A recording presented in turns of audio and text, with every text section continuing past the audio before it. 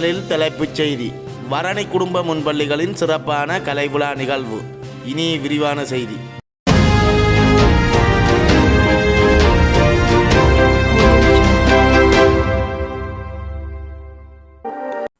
யாழ் வரணி குடும்ப முன்பள்ளிகளின் மாணவர்கள் கௌரவிப்பும் கலைவிழா நிகழ்வும் இன்றைய தினம் சிறப்பாக இடம்பெற்றது.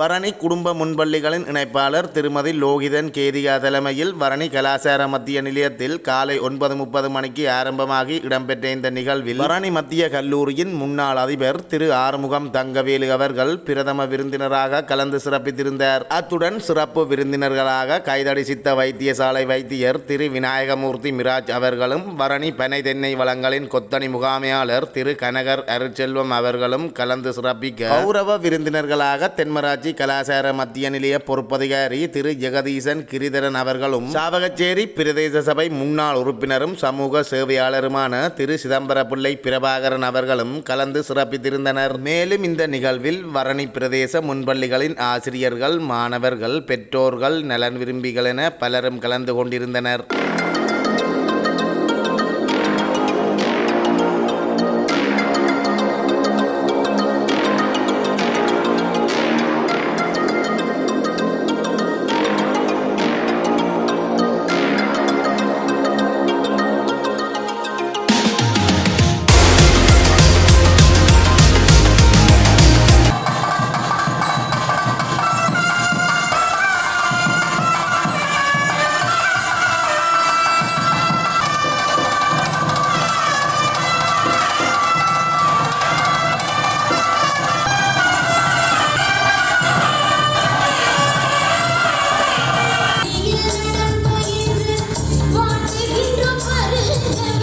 முன்பள்ளிகளில் இருந்து பாடசாலைகளுக்கு செல்லவிருக்கின்ற மாணவர்கள் விருந்தினர்களால் கௌரவிக்கப்பட்டனர்.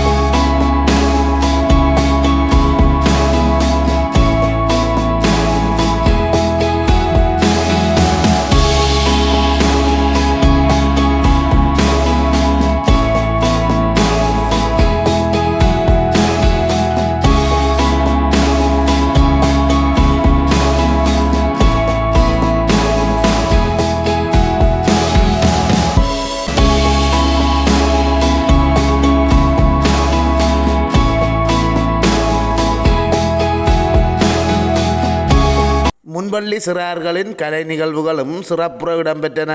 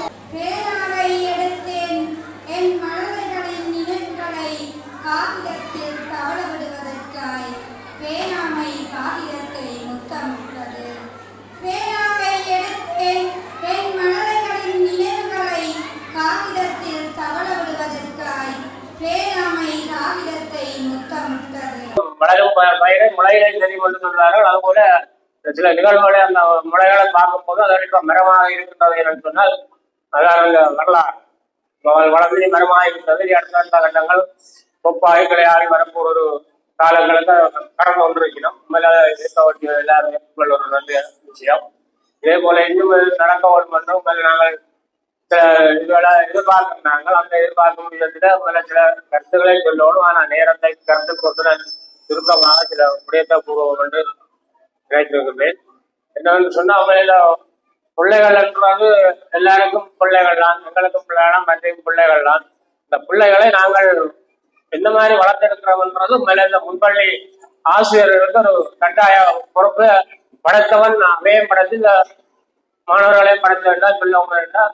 வீட்டில் உள்ள பெற்றார்கள், தாய்மார், அப்பாமாரை விட அந்த ஆசிரியர்கள் மேல கஷ்டப்படுறன்றது எல்லாரும் ஏற்றுக்கொள்ளக்கூடிய விஷயம். ஆனால் எல்லாரும் உணர வேணும் கட்டாயம் சொன்னால், நாங்கள் 3 வயசுல பிள்ளைய அனுப்புறோம் சொன்னால் அங்கால 2 வருஷம் வந்த பிள்ளைகளை அந்த ஆசிரியர்களை நம்ம கவனிக்கணும்.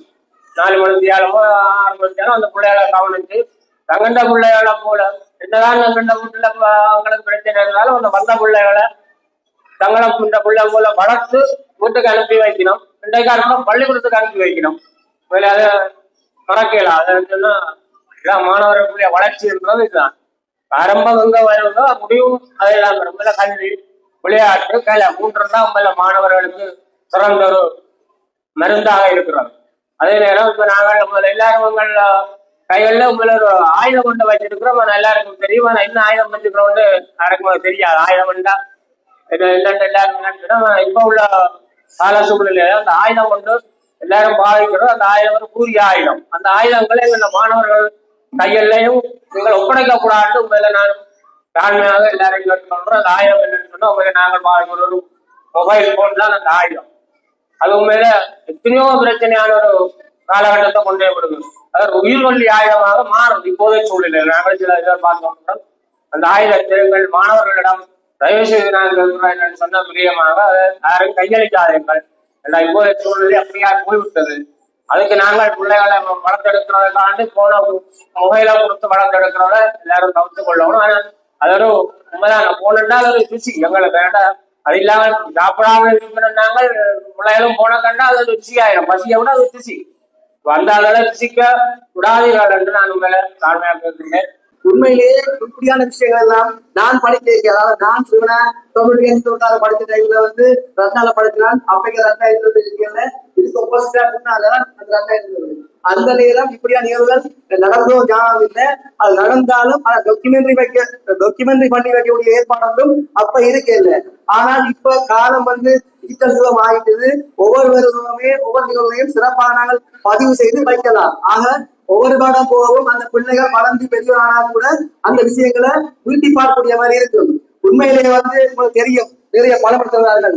எந்த பிள்ளையும் மண்ணின் பிள்ளையும் நல்ல பிள்ளைதான். அவர் நல்லவனாகவும் தீயவனாகவும் அன்னையின் பலப்படுத்த சொல்வார்கள். அன்னையின் பலப்பை தாண்டி இன்னொரு அன்னை இருக்கிறார்கள். அது மட்டும்தான் அவர்களால் மட்டும்தான் அந்த பிள்ளையை சரியாக வழிநடத்த முடியும். ஏன் எனது அனுபவத்தில் கூட எனது குழப்படிக்கு தெரியும். எனக்கே ஒரு கட்டத்தில் கொடுக்கலாம் போகும். அப்படி இருக்க இங்க ஒவ்வொரு முன்பள்ளியிலையும் கிட்டத்தட்ட 10-15 20 பிள்ளைகளை வைத்து அந்த முன்பள்ளி ஆசிரியர்கள் மிக திறமையாக அந்த பிள்ளைகளுக்கு பழக்க வழக்கங்களை சரியாக கற்பித்துக் கொடுக்கிறார்கள். அதை விட நான் இங்க இந்த வரணி குடும்ப முன்னணிகள் அனைவரும் 9 நினைக்கிறேன். 5-6 இந்த பசுமை திட்டம் ஒரு நிகழ்ச்சி திட்டம் இதுல பிரபாரம் நிரஞ்சன் செய்தாங்க. அப்ப நேரடியாகவே நான் எல்லா முன்படிகளுக்கு போனால் அங்க போனால் ஒரு வீட்டில என்ன மாதிரி மெயின்டைன் பண்ணுவோமோ அதே மாதிரியே அந்த பிள்ளைகளுக்குரிய, அதாவது அந்த டைனிங் சாப்பிடுற இடம், ப்ரே பண்ற இடம், படிக்கிறவங்க எல்லாம் டெவலப் பண்ணி வச்சிருக்கிறோம். அந்த பிள்ளைக்கு வந்து ஆரம்ப காலத்துல இருந்தே அந்த பிஹேவியர் டிசிப்ளின் பிஹேவியரை சரியா இந்த முன்பள்ளி ஆசிரியர்கள் கற்பித்துக் கொடுக்கிறோம். இனி இவர்கள் வந்து பாடசாலை கல்விக்கு போயிடும். அங்க வந்து அவைக்கு ஈஸி.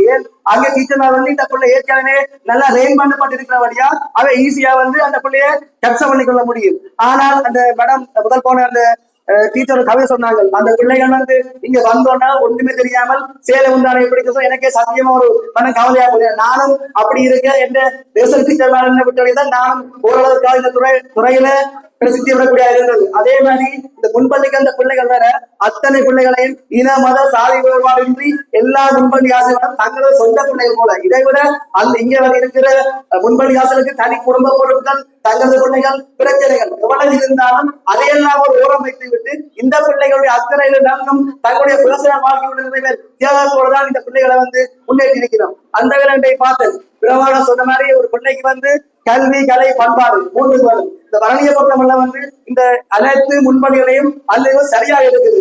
நிறைய கலைஞர்கள் அவர் சொன்ன மாதிரி எங்கட விக்கியனா சொன்ன மாதிரி ஒவ்வொரு ஆசிரியரும் போட்டியாக நிறைய புரோகிராமை சரியாக ஒடுக்கி இருக்கிறோம். பாட்டா இருக்கட்டும், கவியா இருக்கட்டும், டான்ஸா இருக்கட்டும், அது ஒரு குணம். அதை விட நான் இந்த முன்பணிகள்ல விளையாட்டு போட்டி போயிருக்கேன். விளையாட்டு சிறப்பா இருக்கு, கல்வித்திறம் சிறப்பா இருக்கு. அப்ப அந்த பிள்ளைய வெல் டெவலப்பா வந்து முன்பணியிலேயே நல்லா ரெய்னிங் பண்ணி கொண்டு வரையணும். அந்த விஷயத்துல வந்து ஒரு பெருமையான விஷயம். அதை விட இப்ப வந்து தெரியும், முதல் காலத்துல வந்து கன்வெக்ஷன் அந்த கன்வெக்ஷன் கோட் நோக்கி போட்டு ஒரே கொஞ்ச நேரம் பார்த்தா ஸ்காலர்ஷிப் பாஸ் பண்ண போட்டுருக்காங்க. ஆனால் கனகாலத்துல இப்ப அந்த பிள்ளைக்கு ஆரம்பத்திலேயே அந்த சிறு வயதிலேயே அந்த பல்கலைக்கழக ஆசிரியர் வந்து உண்மாறி ஆசிரியர்களாக அந்த கோட்டெல்லாம் போட்டு அந்த பிள்ளைகளுடைய அடிமலையிலேயே ஒரு ஏற்பாடை இந்த வரணி குடும்பம் ஏற்பாடு செய்வது மிக பெருமைக்குரிய விஷயம்.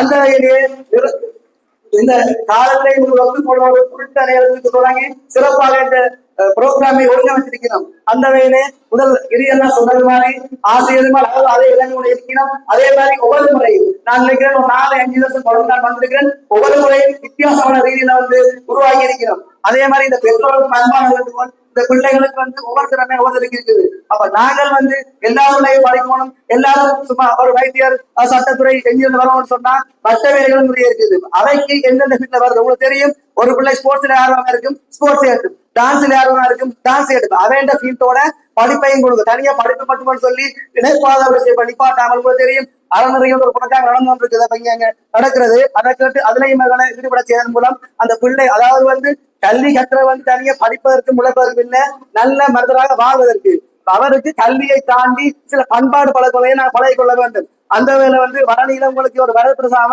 இந்த கலாச்சார மத்தியில் அமைந்திருக்குது. அப்ப அதுல நிறைய புரோகிராம் நடக்குது. அதுலையும் ஈடுபட சொல்லி கேட்டு இப்படியான நிகழ்வுக்கு அதை விட இன்னும் ஒரு சந்தோஷ விஷயம் சொன்னா, நான் 2014ஆம் ஆண்டு வைத்தியரா வரணிக்கு வந்தேன். நான் சொல்லி வைத்தியர் ஆகிட்டேன். அந்த அதுல இருந்து இன்றைக்கு இந்த பல்சல பார்த்து அத்தனை 90 வந்து நான் பார்த்து என்னோட பிறந்து வளர்ந்தாங்க. அது எனக்கு ஒரு சந்தோஷ விஷயமா இருக்கு. சட்டம் சாலைக்கா ஒவ்வொரு வருடம் இது ஒரு புதிய நிகழ்வு போலவே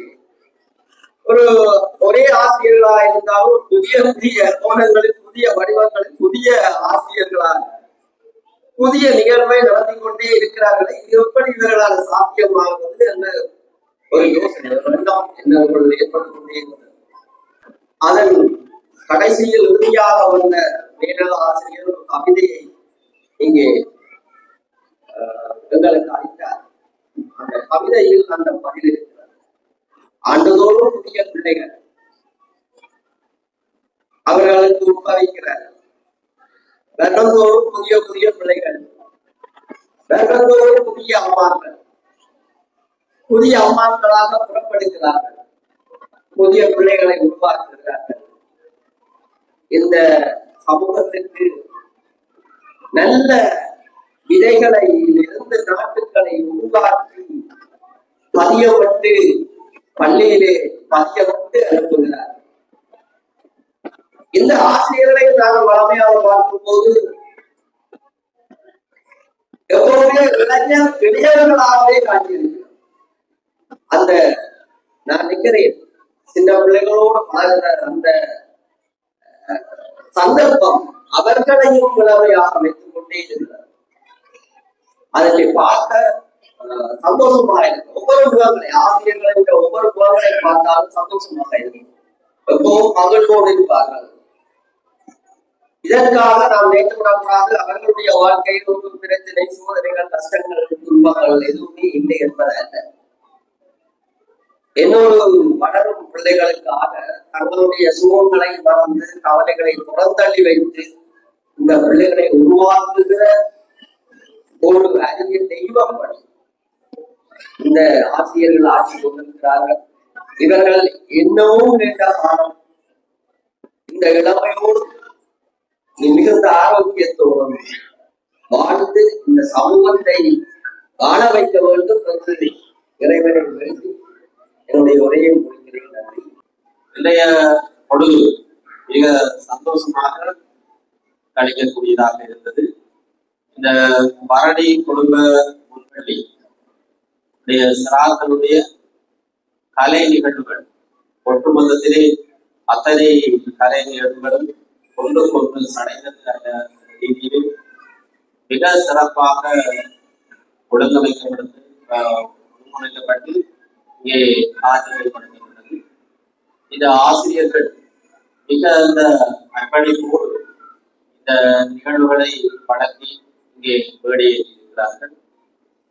இதில் சிறப்பு என்னவென்றால் இந்த 10 முன்பள்ளிகள் ஒன்று சேர்ந்து இந்த குடும்ப முன்பள்ளியாக ஒரு தலைமையின் கீழ், அதுதான் சிறப்பு.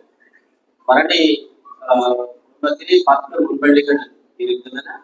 அந்த 10 முன்பள்ளிகளும் ஒன்றாக சேர்ந்து ஒரு தலைமையின் கீழ் இந்த நிகழ்வுகளை மிக சிறப்பாக இங்கே அரங்கேற்றி இருக்கிறார்கள். ஒரு சாதாரண விடயம் இல்லை. தன்னுடைய சொந்த முன்பள்ளியிலே செய்வது பெற்றோருடைய உதவி இருக்கும், அல்லது அங்கே இருக்கிற சமூகத்தினுடைய உதவி இருக்கும். இது அவ்வாறு இல்லாமல் வேறு வேறு பிரதேசங்களில் இருந்து வந்து இந்த இடத்திலே இந்த நிகழ்வை ஆட்சியை செய்வது என்பது சாதாரண விடயமல்ல. எனவே சிறப்பாக இதை ஒழுங்குபடுத்தி இருக்கிறார்கள். அதே போல இந்த நிகழ்வுகளை ஒழுங்கமைத்து ஒருங்கிணைத்து தலைமையை நடத்தி கொண்டிருக்கின்ற தலைவி மிக சிறப்பானவர். தனக்கு கீழே தன்னுடைய துறையின் கீழே அனைவரையும் ஒன்று சேர்த்து, உண்மையிலே அதுவும் பெண்கள் ஒவ்வொருத்தர் ஒரு கோணத்திலே போவார்கள். அவ்வாறு இல்லாமல் எல்லோரையும் ஒருங்கிணைத்து எல்லோரும் ஒரே விதமான உடை அணிந்து மிக நேர்த்தியாக இருந்தது. குறிப்பிட்ட நேரத்துக்கு இந்த நிகழ்வு ஆரம்பித்தது. அது மிகவும் சிறப்பானது. இது முன்பள்ளி நிகழ்வு. பிள்ளைய காண இல்லை, ஒரு விருந்தினரை காண இல்லை என்று பார்த்து கொண்டு நிற்கவில்லை. அத்தனை பேரும் வந்து சேர்ந்தார்கள். அந்த பிள்ளைகளை பெற்றோர்கள் கொண்டு வந்து இறக்கினார்கள். நேற்று சூரியனை காணவில்லை, நேற்றைய நாடு முழுவதும் சூரியனை காணவில்லை. இன்று இந்த நிகழ்வு எப்படி போகுமோ என்று தெரியாது. இருந்தும் இந்த காலை உண்மையிலே சுட்டிவிட தாயின் அருளாட்சி தான். நான் இந்த பிரதேசத்திலே 2.5 ஆண்டுகள் அதிபராக பணியாற்றி இருக்கிறேன். மிக புதுமையானது தெய்வம். ஆகவே அந்த அருளும் அவர்களுக்கு கிடைத்திருக்கிறது. உண்மையிலே பாராட்டுகள். மிக சிறப்பாக இதை ஒழுங்கமைத்து இங்கே நடாத்தி இருக்கிறார்கள். இதில் என்னன்னா, இந்த ஒரு தனிப்பட்ட முன்பள்ளியிலே இந்த நிகழ்வை செய்திருந்தால் அந்த மாணவர்களுக்கு தங்களுக்குள்ளே இருக்கின்ற 5 பேரோ 6 பேரோ 10 பேரோ அவர்களுக்குள்ளே இருக்கின்ற அனுபவம் தான் அவர்கள் பங்கிட்டு இருப்பார்கள். இது அவ்வாறு இல்லை.